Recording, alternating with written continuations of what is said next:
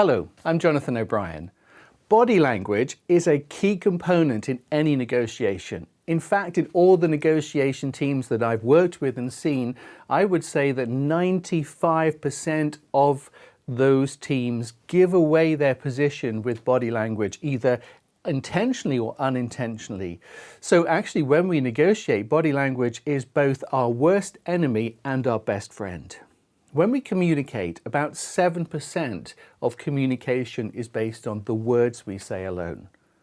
The other 38% is based upon how we say the words, the tone, the inflection, the speed of our voice, what we call paralanguage and metalanguage.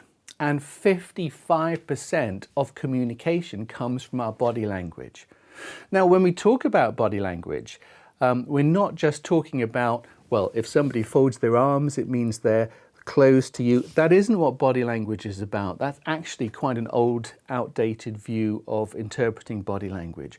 Body language is about all the things that we do in a particular situation and how those give away what's happening within our subconscious. In a face-to-face negotiation, body language is absolutely critical, and that's why many people prefer face-to-face scenarios.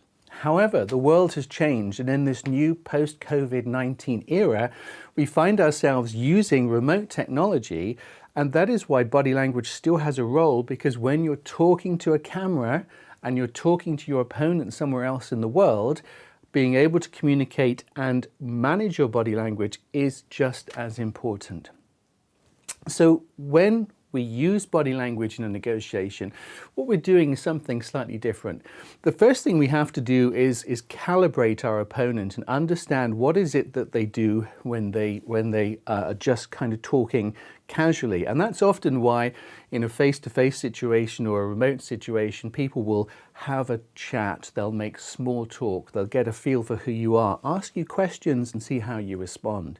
So we're calibrating that person, and then we're looking for particular cues, particular things they do when you ask a question. Perhaps it might be eye movement, it might be how they move on their seat, it might be whether they begin to perhaps show signs of being slightly uncomfortable and doing things that, might just make them give a display that they perhaps shifted from a position of being comfortable to being uncomfortable. Those are vital signs. So we're looking for the cues. We're looking for clusters of behavior where people do the same thing. And then we're looking for changes. So body language is not about traditional looking at gestures. It's about watching and understanding a person. It's about looking for the things they do, looking for clusters, and then looking at when something changes, because that sign that something's changed is vital intelligence, that actually maybe they're feeling a little uncomfortable.